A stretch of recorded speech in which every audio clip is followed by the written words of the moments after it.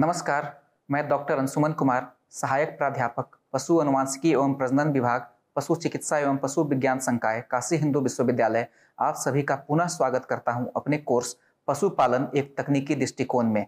आज हम लोग दूसरे सप्ताह के पहले लेक्चर में हैं। मॉड्यूल का नाम है अनुवांशिक सुधार के लिए पशुओं का चयन एवं प्रजनन और लेक्चर का टॉपिक है पशु प्रजनन की विभिन्न प्रणालियां। एनिमल ब्रीडर जब भी कोई अनुवांशिक सुधार करना चाहता है अपने पशुओं में, ताकि अगले जनरेशन में उसके पशुओं का जो परफॉर्मेंस है वो बढ़ जाए, उसके लिए उसके पास सिर्फ दो विकल्प होते हैं। एक तो अच्छे पशुओं का चयन करना और फिर उन पशुओं की मैटिंग कराना। तो सिलेक्शन के बारे में हम अगले लेक्चर्स में पढ़ेंगे।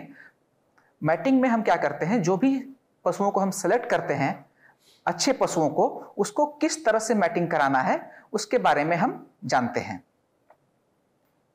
मैटिंग सिस्टम को हम दो तरह से क्लासिफाई कर सकते हैं, random mating, non random mating. Random mating में हर एक इंडिविजुअल के पास इक्वल चांस होता है मैटिंग का किसी दूसरे इंडिविजुअल के साथ मैटिंग करने का। Any individual of one sex has equal chance of mating with any other individual of opposite sex in the population. इससे क्या होता है कि हर इंडिविजुअल इक्वली कंट्रीब्यूट कर पाता है नेक्स्ट जनरेशन में। हम जो एनिमल ब्रीडिंग के केस में भी हम रैंडम मैटिंग का उपयोग करते हैं, जैसे कि जब हम प्रोजेनी टेस्टिंग कर रहे होते हैं, जहां पर कि एक सायर को हम इवेल्युएट करते हैं based on the performance of his progeny. वहां पर हम क्या करते हैं, एक सायर की मैटिंग रैंडमली बहुत सारे अलग अलग फीमेल से करवाते हैं। यह हम इसलिए करते हैं ताकि एक सायर को अच्छी फीमेल्स या हाई इल्डर काउ एलोकेट ना हो जाए, या फिर दूसरे सायर को बहुत पुअर परफॉर्मर एलोकेट ना हो जाए। ऐसा करने से सायर की जो जेनेटिक वर्थ है वो ओवर एस्टिमेट हो सकती है या अंडर एस्टिमेट हो सकती है। इसीलिए रैंडम एलोकेशन ऑफ फीमेल्स बहुत जरूरी है हर सायर के लिए। नॉन रैंडम मैटिंग में एक एनिमल ब्रीडर पशुओं को उनके परफॉर्मेंस और उनके पेडिग्री, मतलब उनके पूर्वजों के का जो जेनेटिक रिलेशनशिप है उसके आधार पर उनकी मैटिंग कराता है। ये नॉन रैंडम मैटिंग भी दो तरह से हो सकती है। Mating based on phenotypic resemblance, मतलब कि उनके जो एक्सटर्नल कैरेक्टरिस्टिक्स है या उनके फिनोटाइप है उनके आधार पर हम उनकी मैटिंग करा सकते हैं, या तो फिर उनके जेनेटिक रिलेशनशिप के आधार पर कि वो उनमें कितनी जेनेटिक सिमिलरिटी है या वो सिमिलर नहीं है, मींस उनके बीच कोई रिलेशन नहीं है, उसके आधार पर। तो अगर हम उनकी मैटिंग उनके फिनोटाइपिक रिजेम्बलेंस या उनके एक्सटर्नल कैरेक्टरिस्टिक के आधार पर करते हैं तो ये भी दो तरह की हो सकती है, पॉजिटिव एसोर्टेटिव मैटिंग और नेगेटिव एसोर्टेटिव मैटिंग, जिसे हम डिसएसोर्टेटिव मैटिंग भी कहते हैं। अगर हम उनके जेनेटिक रिलेशनशिप के आधार पर उनकी मैटिंग कराते हैं तो ये भी दो तरह से हो सकती है, इनब्रीडिंग और आउटब्रीडिंग। पॉजिटिव एसोर्टेटिव मैटिंग, यहां पर जो मैटिंग होती है वो लाइक टू लाइक मैटिंग होती है, मींस दोनों जो इंडिविजुअल्स हैं उनके फिनोटाइप सिमिलर होते हैं, अलाइक होते हैं। जैसे कि बिगेस्ट की बिगेस्ट से मैटिंग कराना, छोटे की छोटे सी, फास्टेस्ट हॉर्स की फास्टेस्ट हॉर्स से, अगर मतलब कि स्टैलियन भी फास्टेस्ट होगा और मेयर भी फास्टेस्ट होगी। तो इस तरह की जो मैटिंग होती है उसमें क्या होता है कि एक्सट्रीम टाइप्स ज्यादा प्रोड्यूस होते हैं। लार्ज की मैटिंग होगी तो लार्ज प्रोड्यूस होंगे, स्मॉल की मैटिंग होगी तो स्मॉल प्रोड्यूस होंगे, इंटरमीडिएट्स इसमें कम प्रोड्यूस होते हैं, एक्सट्रीम ज्यादा प्रोड्यूस होते हैं। जिसके चलते क्या होता है, फ्रीक्वेंसी ऑफ होमोजाइगट्स होती है वो ज्यादा होते हैं कंपेयर टू हेट्रोजाइगट्स। पॉजिटिव एसोर्टेटिव मैटिंग का हम जो उपयोग है उस समय करते हैं जब हमें किसी हर्ड में जेनेटिक इंप्रूवमेंट चाहिए, जेनेटिक गेन चाहिए। जैसे कि हमें अगर दूध बढ़ाना हो तो हम एक ऐसे गाय जो सबसे ज्यादा दूध देती है उसकी मैटिंग हम उस बुल से कराएंगे जिसका breeding value for milk yield ज्यादा हो। तो ऐसा करने से हमें अगले जनरेशन में हमें मिल्क यील्ड ज्यादा इंप्रूवमेंट मिलेगा।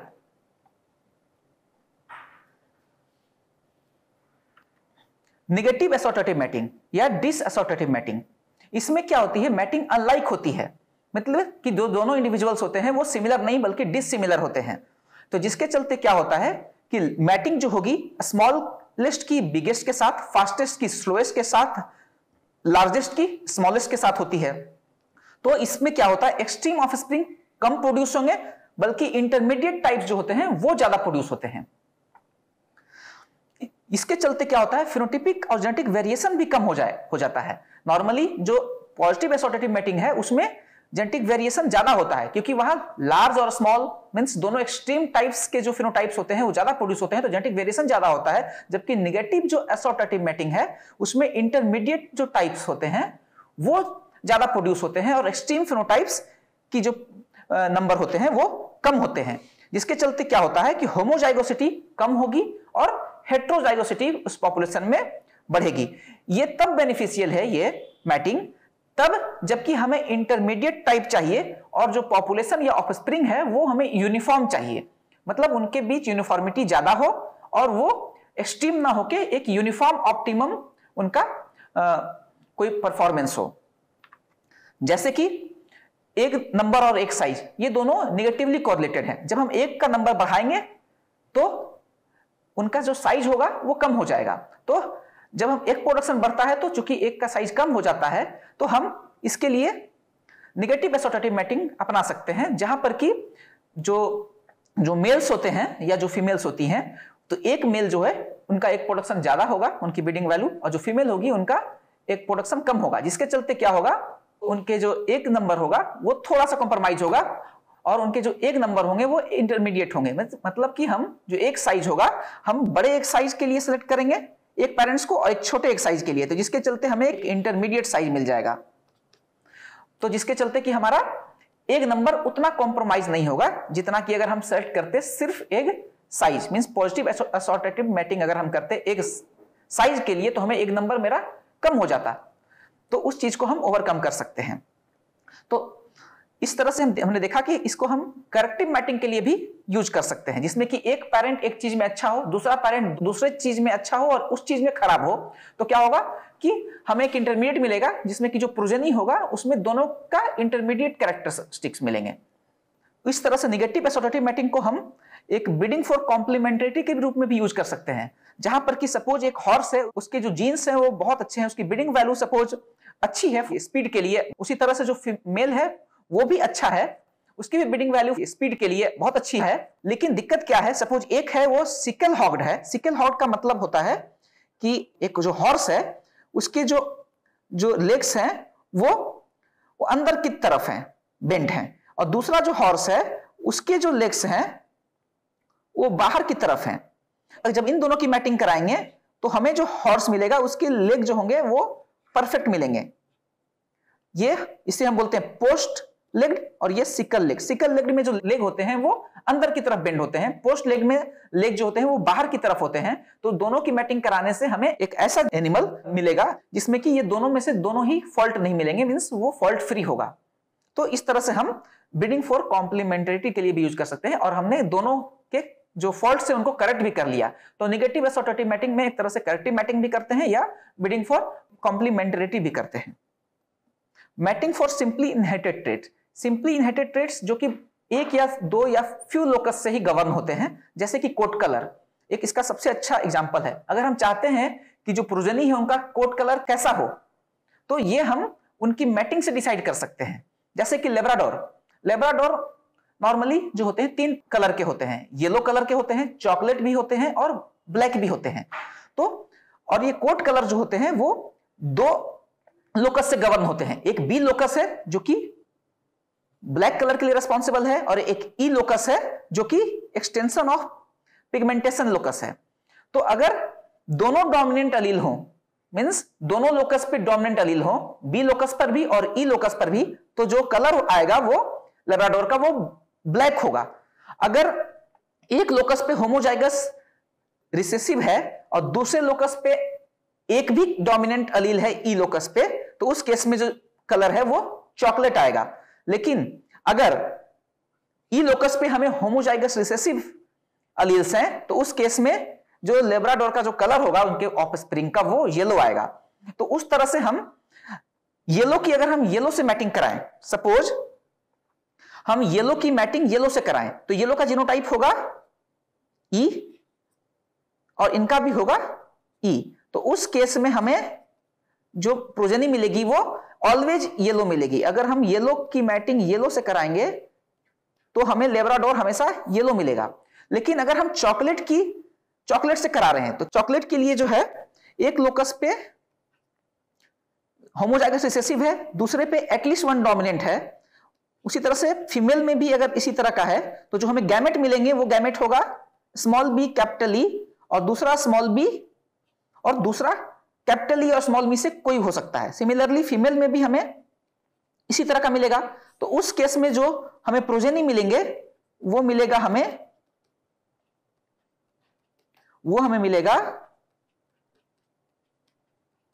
तो ये भी चॉकलेट कलर का मिलेगा, ये भी चॉकलेट मिलेगा, और ये भी चॉकलेट मिलेगा। और यहां पे चूंकि स्मॉल बी डैश डैश है तो यहां कैपिटल एलील भी हो सकता है और स्मॉल एलील भी हो सकता है, जिसके चलते क्या हो सकता है कि यहां पे चॉकलेट कलर के भी प्रोजेनी मिल सकते हैं या येलो भी मिल सकता है।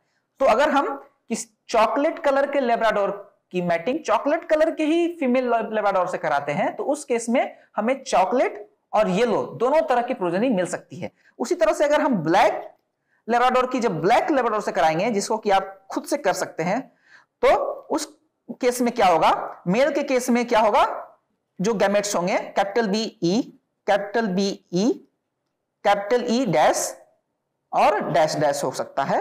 और उसी तरह से फीमेल में भी इस तरह से हो सकता है। तो अब आप पुनेट स्क्वायर बना करके ये देखेंगे तो पता चलेगा कि अगर ब्लैक मेल लेब्राडोर की मैटिंग ब्लैक फीमेल लेब्राडोर से कराएंगे तो हमें ब्लैक के साथ साथ चॉकलेट और येलो तरह के भी प्रोजेनी मिल सकती है। और अब इसको हम अवॉइड करना चाहते हैं तो हमें जो एटलीस्ट एक पेरेंट जो होना चाहिए वो दोनों लोकस पे डोमिनेंट होमोजाइगस होना चाहिए, मतलब बी लोकस पे भी डोमिनेंट होमोजाइगस और ई लोकस पे भी होमोजाइगस डोमिनेंट होना चाहिए। या फिर अगर हम एक पेरेंट की बात करें तो एक पेरेंट बी लोकस पे होमोजाइगस डोमिनेंट हो और दूसरा जो फीमेल पेरेंट हो वो ई लोकस पे होमोजाइगस डोमिनेंट हो, तो उस केस में हमें सिर्फ ब्लैक प्रोजेनी मिलेंगी, नहीं तो हमें ब्लैक, चॉकलेट और येलो तीनों तरह की प्रोजेनी मिलेंगी। इस तरह से हम मैटिंग को डिजाइन कर सकते हैं कि हमारे प्रोजेनी में किस तरह का हमें कलर चाहिए इसके लिए। तो जो नॉन रैंडम मैटिंग है, अगर हम उसको उनके पेडिग्री या जेनेटिक रिलेशनशिप के आधार पर डिवाइड करें तो ये इनब्रीडिंग या आउटब्रीडिंग हो सकती है। इनब्रीडिंग भी दो तरह की या नॉर्मली तीन तरह की होती है, क्लोज इनब्रीडिंग, लाइन इनब्रीडिंग और एक स्ट्रेन फॉर्मेशन।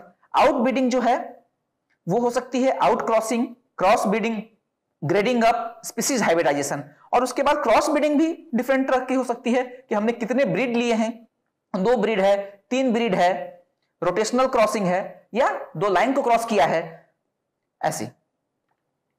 तो अब हम आगे आते हैं इनब्रीडिंग में। इनब्रीडिंग एक तरह की पॉजिटिव जेनेटिक एसोसिएटिव मैटिंग है, जहां पर कि जो इंडिविजुअल्स होते हैं जिनकी हम मैटिंग कराते हैं वो रिलेटेड होते हैं, मतलब कि उनके पास्ट 4 से 6 जनरेशन में एटलीस्ट एक कॉमन एंसेस्टर होता है। तो 4 से 6 जनरेशन के बाद अगर कोई कॉमन एंसेस्टर होता है तो उसका जो कंट्रीब्यूशन है उसमें बहुत कम होता है। इसीलिए हम 4 से 6 जनरेशन तक अगर कोई एंसेस्टर नहीं है तो उसे हम अनरिलेटेड मानते हैं, और अगर कोई एंसेस्टर है तो हम उसे रिलेटेड मानते हैं। तो इनब्रीडिंग के केस में जो रिलेटेड एनिमल्स होते हैं उनके बीच में ही मैटिंग करवाई जाती है। When the mated individuals are more closely related to each other than average relationship between individuals in that population, और जो रिलेशनशिप होनी चाहिए वो उनमें कोई कॉमन एंसेस्टर होना चाहिए। तो हम इनब्रीडिंग को भी क्लासिफाई कर सकते हैं क्लोज इनब्रीडिंग, लाइन इनब्रीडिंग और स्ट्रेन फॉर्मेशन। तो क्लोज इनब्रीडिंग में क्या होता है, जो रिलेशनशिप होना चाहिए वो बहुत क्लोज होना चाहिए, जैसे कि मैटिंग बिटवीन फुल शिप्स, एक सगे भाई बहन के बीच की मैटिंग, उसे हम क्लोज इनब्रीडिंग बोलेंगे। उसके बाद पेरेंट ऑफस्प्रिंग मैटिंग, जहां एक सायर की मैटिंग उसके डॉटर से हो या एक डैम या मदर की मैटिंग उसके सन से हो, तो ये भी क्लोज इनब्रीडिंग के एग्जाम्पल है। इसका हम प्रयोग तब करते हैं जब एक हमें हाईली इनब्रेड लाइन डेवलप करना हो या हमें प्रोजेनी बहुत यूनिफॉर्म चाहिए, हमारे लिए यूनिफॉर्मिटी ज्यादा इंपॉर्टेंट हो, तो उस केस में हम क्लोज इनब्रीडिंग फॉलो करते हैं। नॉर्मली फुल शिप मैटिंग को ज्यादा प्रेफरेंस देते हैं पेरेंट ऑफस्प्रिंग मैटिंग के बजाय। इसका एग्जांपल देखें अगर हम, तो सपोज एक इंडिविजुअल है ए और एक है बी, उसका एक प्रोजेनी है सी। उसी तरह ए और बी के एक दूसरे प्रोजेनी है डी। अब ये सी और डी, सपोज सी मेल है और डी फीमेल है, तो उसकी जो मैटिंग से जो एक्स प्रोजेनी आएगी वो फुल शिप्स होंगे। फुल शिप्स का मतलब होता है कि जिनके दोनों पेरेंट्स सेम हो। तो यहां जो सी और डी है, सी और डी जो है उनके दोनों पेरेंट्स ए और बी जो दोनों सेम है, ए और बी के ए और बी के जो प्रोजेनी है वो सी भी है और ए और बी का जो प्रोजेनी है वो डी भी है। तो इसका मतलब सी और डी फुल सिव है, और सी और डी की जब मैटिंग कराएंगे तो जो एक्स कोई प्रोजेनी बना वो इनब्रेड होगा। वो इनब्रेड क्यों होगा? क्योंकि ये डेवलप हुआ है दो फुल सिव की मैटिंग से, और फुल सिव भी क्या है? एक क्लोज रिलेटिव्स है, तो एक तरह का क्लोज इनब्रीडिंग हुआ। Line breeding, line breeding close inbreeding से एक माइल्डर फॉर्म ऑफ इनब्रीडिंग है, जहां पर कि हम जो मैटिंग कराते हैं ये इस उद्देश्य से कराते हैं कि ये कोई आउटस्टैंडिंग एंसेस्टर है, उसके जो जीन्स है हम उसको प्रोपेगेट करना चाहते हैं इस पॉपुलेशन में। कोई आउटस्टैंडिंग कोई एनिमल के जो डिसेंडेंट्स हो उसमें भी उस आउटस्टैंडिंग एनिमल के जीन प्रोपेगेट हो। तो इसको लाइन ब्रीडिंग को हम नॉर्मली दो तरह से कर सकते हैं। एक है mating between distantly related individuals like half sib mating, half sib mating, और मैटिंग बिटवीन द कजन्स, जो कजन्स के बीच में जो मैटिंग होगी या हाफ सिब होगी वो क्लोज इनब्रीडिंग नहीं होगी, उनसे थोड़ा माइल्डर फॉर्म होगा जिसे हम लाइन ब्रीडिंग कहते हैं। और दूसरा कि एक आउटस्टैंडिंग जो एनिमल है, नॉर्मली एक मेल होता है, उस मेल की मैटिंग उसके डिसेंडेंट्स, उसके डॉटर को छोड़कर उसके grand daughter, great grand daughter से हम 4-5 जनरेशन तक कराते हैं, ताकि उसके जो जीन्स हैं उसके ग्रैंड डॉटर और ग्रेट ग्रैंड डॉटर्स में आ जाए, तो कोई अच्छे जीन्स जो हैं, तो उस तरह से हम लाइन ब्रीडिंग भी कर सकते हैं। लेकिन लाइन ब्रीडिंग में क्या होता है, क्योंकि एक ही आउटस्टैंडिंग जो सायर है उससे हम बार बार मैटिंग कराते हैं, तो क्या होता है उस केस में क्या होता है, इन ब्रीडिंग जो होता है पहले जनरेशन में 50, फिर 75, फिर 87.5 धीरे धीरे बढ़ता जाता है, तो ये कभी कभी हार्मफुल होता है। इसीलिए हमें जो आउटस्टैंडिंग जो सायर है उससे भी चेंज करते रहना चाहिए, ताकि इनब्रीडिंग का लेवल बहुत हार्मफुल या बहुत डेंजरसली हाई नहीं हो जाए।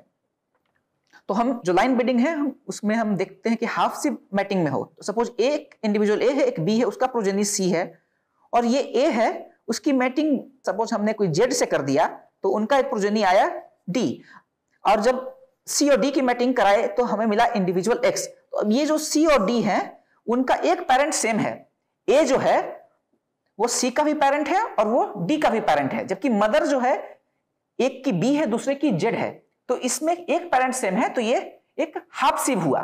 तो यहां पर मैटिंग हाफ सिब की हो रही है, तो वो एक लाइन ब्रीडिंग का एग्जांपल है। दूसरा एग्जांपल हम अगर लाइन ब्रीडिंग जिसमें कि हम एक आउटस्टैंडिंग जो सायर है उसके जीन्स को परपेचुएट करना चाहते हैं उसके डिसेंडेंट्स में, तो हम ऐसा कर सकते हैं कि ए और बी से हमें मिला सी, सी की मैटिंग अगर आउटस्टैंडिंग जो एनिमल है वो बी है तो सी की हम फिर बी से कराएंगे तो डी मिला, और फिर डी की फिर से हम बी से कराएंगे तो हमें ई मिला, और फिर ई की बी से कराएंगे तो एफ मिला। तो हम बार बार सेम एनिमल बी जो कि आउटस्टैंडिंग है उससे मैटिंग कराते हैं, तो ये एक लाइन ब्रीडिंग हुआ। अगर हम, लेकिन इस केस में क्या होता है कि इन ब्रीडिंग बढ़ते जाती है, सपोज यहां पे 50%, फिर 75, फिर 87.5। अगर हम चाहते हैं कि इन ब्रीडिंग का लेवल इतना हाई नहीं जाए तो हम कुछ इस तरह से भी लाइन ब्रीडिंग को डिजाइन कर सकते हैं। सपोज एक इंडिविजुअल 1 है, 2 है, इनका प्रोजेनी सपोज 6 है, फिर 1 और 3 है, उसका प्रोजेनी 7 है, 1 और 4 है, उसका प्रोजेनी 8 है, 1 और 5 है, उसका प्रोजेनी 9 है,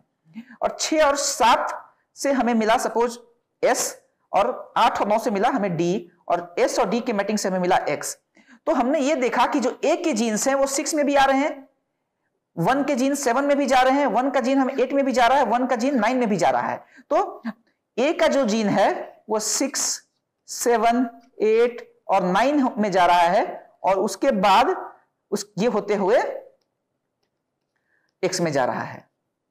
तो A का जीन जब हम जो इंडिविजुअल X में जा रहा है, तो लेकिन यहां इन ब्रीडिंग जो हो रही है वो पिछले जो सिस्टम है उससे कम हो रही है, मैक्सिमम 50% ही 1 के जो जीन्स होंगे वो सेम होंगे प्रोजेनी में। तो इस तरह से भी हम लाइन ब्रीडिंग को डिजाइन कर सकते हैं।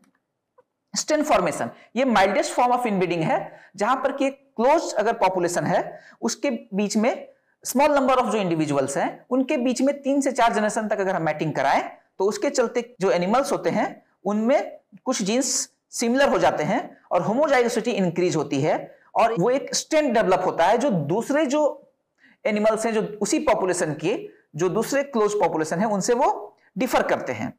उस तरह से जो क्या होता है एक ब्रीड जो है डिफरेंट डिफरेंट स्ट्रेन में डिवाइड हो जाता है अगर हम इस तरह से मैटिंग कराते हैं। तो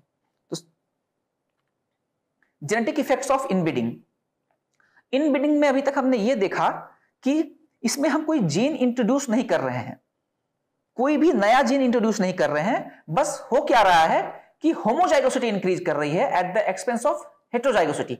सपोज अगर एक पॉपुलेशन में कैपिटल ए है, कैपिटल ए है और स्मॉल ए भी है, तो कैपिटल ए का जो नंबर है वो तो कम हो रहा है, लेकिन कैपिटल ए और स्मॉल ए का जो नंबर है वो इंक्रीज हो रहा है। तो ये दोनों जो होमोजाइगस है वो बढ़ रहे हैं, और जिसके चलते होमोजाइगस बढ़ेंगे तो होमोजाइगोसिटी बढ़ेगी और ये दोनों जीनोटाइप की फ्रीक्वेंसी बढ़ेगी। जीनोटाइप जो होमोजाइगस जीनोटाइप है वो बढ़ेगा, हेट्रोजाइगस जीनोटाइप कम होगा। तो कोई नया जीन इंट्रोड्यूस नहीं हो रहा है, बस होमोजाइगस इंडिविजुअल्स बढ़ रहे हैं, हेट्रोजाइगस कम हो रहे हैं। और अगर कोई इनब्रेड लाइन जो डेवलप होता है तो उस इनब्रेड लाइन में विद इन द लाइन जो वेरिएबिलिटी है वो कम हो जाएगी, लेकिन बिटवीन द लाइन जो वेरिएबिलिटी है, जो वेरिएशन है, वो इंक्रीज हो जाएगा। Phenotypic effects of inbreeding. Inbreeding के जो भी फिनोटाइपिक इफेक्ट्स हैं इस कारण होते हैं कि होमोजाइगस के नंबर बढ़ रहे हैं और हेट्रोजाइगस के नंबर कम हो रहे हैं। तो चूंकि जो रिसेसिव लीथल जो अलील्स होते हैं वो नॉर्मली एक्सप्रेस होते हैं होमोजाइगस में, अगर वो स्मॉल ए होगा उसी केस में वो लीथल रिसेसिव जीन्स होते हैं वो एक्सप्रेस होते हैं। तो चूंकि स्मॉल ए होमोजाइगस जो कंडीशन है उनका जो नंबर है वो बढ़ जाता है, तो इसके चलते वो ज्यादा एक्सप्रेस होते हैं फिनोटाइपिक फॉर्म में। और नॉर्मली अगर हेट्रोजाइगस के फॉर्म में ये रहते हैं तो कैपिटल ए स्मॉल ए के फॉर्म में ये जो रिसेसिव जो लीथल जीन है वो छिप जाता है। लेकिन जब इनब्रीडिंग होती है तो चूंकि कैपिटल ए स्मॉल कम होकर स्मॉल ए बढ़ जाता है, तो इनका एक्सप्रेशन हमें ज्यादा देखने को मिलता है। इनब्रीडिंग के चलते इनब्रीडिंग डिप्रेशन भी होता है। तो इनब्रीडिंग डिप्रेशन में क्या होता है कि जो परफॉर्मेंस है वो जो एनिमल का वो रिड्यूस हो जाता है।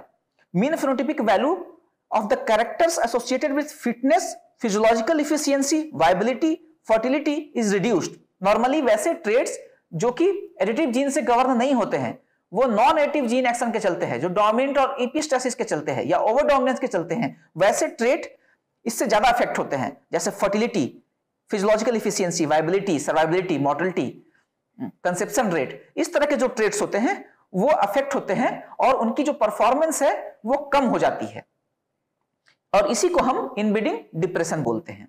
तो होता क्या है कि अगर इनब्रीडिंग कोफिशिएंट 1% से बढ़ता है तो उस ट्रेट का जो परफॉर्मेंस है वो कम हो जाता है 1% से। तो जैसे कि नंबर ऑफ सर्विस पर कंसेप्शन, अब हमें कंसेप्शन रेट कम हो जाएगा, अब हमें नॉर्मली से ज्यादा सर्विस या आर्टिफिशियल इंसेमिनेशंस रिक्वायर्ड होंगी to conceive the animal. Embryonic mortality या अबॉर्शंस के केसेस जो नंबर्स होते हैं वो बढ़ जाते हैं इनब्रीडिंग के चलते। लिटर साइज जो होता है पिग के केस में वो कम हो जाता है। बॉडी वेट या बर्थ वेट ऑफ काफ्स है वो भी कम हो जाता है। मिल्क यील्ड जो है काऊ का वो भी काफी कम हो जाता है। पोल्ट्री के केस में एक का प्रोडक्शन कम हो जाता है, उनके चिक्स की मोर्टेलिटी बढ़ जाती है। लेकिन जो ट्रेट्स एडिटिव जीन एक्शन से गवर्न होते हैं, जिनकी हेरिडिटी हाई होती है, जैसे कि पिग्स के केस में बैक फैट थिकनेस हो गई या फिर काऊ के केस में फैट % होता है, ये लिस्ट अफेक्ट होते हैं इनब्रीडिंग के चलते। अब इनब्रीडिंग का हम उपयोग कहां कर सकते हैं? इसके फायदे भी है, नुकसान भी है। फायदा यह है कि हमें यूनिफॉर्मिटी चाहिए पॉपुलेशन में। जब हमें कोई एक ब्रीड को डेवलप करना है उस केस में इनब्रीडिंग बहुत इंपॉर्टेंट है। बहुत सारे ब्रीड इनब्रीडिंग से डेवलप हुए हैं, जैसे Leicester, Merino, Rambouillet, Southdown जैसे sheeps, longhorn cattle, shire horse, ये सारे जो ब्रीड्स हैं वो इनब्रीडिंग के थ्रू डेवलप किए गए हैं। इनब्रीडिंग के चलते प्रीपोटेंसी भी बढ़ती है। प्रीपोटेंसी का मतलब है कि एक इंडिविजुअल्स अपने कैरेक्टर्स को अपने प्रोजेनी में कैसे परपेचुएट कर सकता है। यह ऐसा इसलिए संभव है क्योंकि डोमिनेंट एलील्स होमोजाइगस कंडीशन में होते हैं, तो नेक्स्ट जनरेशन में इसके जाने की संभावना 100% होती है। कैपिटल ए होमोजाइगस है तो अगले जनरेशन में उसके प्रोजेनी में कैपिटल ए जाएगा ही जाएगा, इसीलिए उसके कैरेक्टर्स नेक्स्ट जनरेशन में ट्रांसमिट होंगे ही होंगे। लेकिन जब हेट्रोजाइगस होता है तो हमें नहीं पता होता है कि गैमेट्स में कैपिटल ए या स्मॉल ए में से कौन सा गैमेट गया है, जिसके चलते कि नेक्स्ट जनरेशन में वो जो पेरेंट्स है अपने कैरेक्टर्स को स्टैम्प या उसकी को कॉपी पूरी तरह से नहीं कर पाता, तो इनब्रीडिंग में प्रीपोटेंसी बढ़ जाती है। हम इनब्रीडिंग में कैरियर्स कोई रिसेसिव लीथल डिजीज के हैं उनको भी आसानी से आइडेंटिफाई कर सकते हैं। सपोज दोनों रिलेटिव हैं, पेरेंट ऑफ स्प्रिंग, जब उनके बीच मैटिंग कराएंगे तो अगर हमें नंबर ऑफ एबनॉर्मल प्रोजेनी ज्यादा मिल रहे हैं, इसके आधार पर हम बोल सकते हैं कि उनके जो पेरेंट्स हैं वो कैरियर होंगे, तभी उनके प्रोजेनी में हमें ज्यादा केसेज एबनॉर्मलिटी के, कॉन्जेनिटल डिफेक्ट्स के या मोर्टेलिटी के मिल रहे हैं। तो इस तरह से हम कैरियर्स को भी आइडेंटिफाई कर सकते हैं। इनब्रीडिंग का उपयोग बहुत सारे इनब्रेड लाइंस बनाने में किया जाता है, प्लांट में भी किया जाता है, पोल्ट्री के भी इनब्रेड लाइंस या लैब एनिमल्स में भी इनब्रेड लाइंस हम बनाते हैं। सपोज एक लाइन हमने बनाया जहां पर कि ए लोकस पे डोमिनेंट है, बी पर होमोजाइगस है बट वहां पे रिसेसिव होमोजाइगस है, सी पे डोमिनेंट है, डी पे रिसेसिव होमोजाइगस है। दूसरा जो लाइन है वो ए लोकस पे तो रिसेसिव होमोजाइगस है, बी पे डोमिनेंट होमोजाइगस के फॉर्म में है, सी पे रिसेसिव है और डी पे होमोजाइगस डोमिनेंट है। जब इनकी मैटिंग हम कराएंगे तो क्या होता है कि सभी लोकस पे हमें एक डोमिनेंट और एक रिसेसिव मिलता है। तो इस केस में जो परफॉर्मेंस होगा प्रोजेनी का वो दोनों लाइन के क्रॉस के बाद बेहतर मिलता है, क्योंकि ये दोनों लाइन आपस में बहुत अच्छे से कंबाइन कर पाते हैं। इसको हम निकिंग एबिलिटी कहते हैं। इनब्रीडिंग के यूज से हम बहुत सारे लैब एनिमल्स के भी स्ट्रेन डेवलप करते हैं, जिनका जो यूज है हम रिसर्च या बायोमेडिकल एसे में करते हैं। इस इनब्रीडिंग के बेसिस पर हम ये बता सकते हैं कि उस ट्रेट को कौन सा जीन एक्शन अफेक्ट कर रहा है। अगर वो इनब्रीडिंग डिप्रेशन आ रहा है उसमें, या इनब्रीडिंग से वो ज्यादा इफेक्ट हो रहे हैं जैसे मोर्टेलिटी और सर्वाइवबिलिटी, फिटनेस, वायबिलिटी, तो उस केस में क्या होगा, हम ये बोल सकते हैं कि नॉन एडिटिव जीन एक्शन का रोल ज्यादा है। जिस ट्रेट में इनब्रीडिंग डिप्रेशन कम देखने को मिलता है, इसका मतलब कि वो ट्रेट एडिटिव जीन से कंट्रोल हो रहे हैं, उस ट्रेट की एक्टिविटी हाई है। इनब्रीडिंग के डिसएडवांटेज भी है, जैसे इनब्रीडिंग डिप्रेशन कुछ कुछ ट्रेट्स की परफॉर्मेंस कम हो जाती है, जैसे फर्टिलिटी की, वायबिलिटी की, जो भी हमने पढ़ा वैसा होता है। जो लिथल रिसेसिव डिजीज थे जो कि अभी तक हिडन थे हेटेरोजाइगस में कंडीशन में, कैरियर के फॉर्म में, वो भी एक्सपोज हो जाते हैं, अनकवर हो जाते हैं, और उनके जो नंबर्स हैं वो पॉपुलेशन में हमें ज्यादा देखने को मिलते हैं। इनब्रीडिंग के चलते फर्टिलिटी कम हो जाती है, सेक्सुअल मैच्योरिटी कम हो जाती है, एम्ब्रियोनिक मोर्टेलिटी बढ़ जाती है। और तो और जो इनब्रेड स्ट्रेन्स होते हैं वो सारे कंडीशंस में आसानी से सर्वाइव नहीं कर पाते। उनकी जो सर्वाइबिलिटी या उनकी जो एडेप्टेशन है वो क्रॉस ब्रेड के या आउटब्रेड के कंपैरिजन में वो पुअर होती है या लेस होती है। Thank you.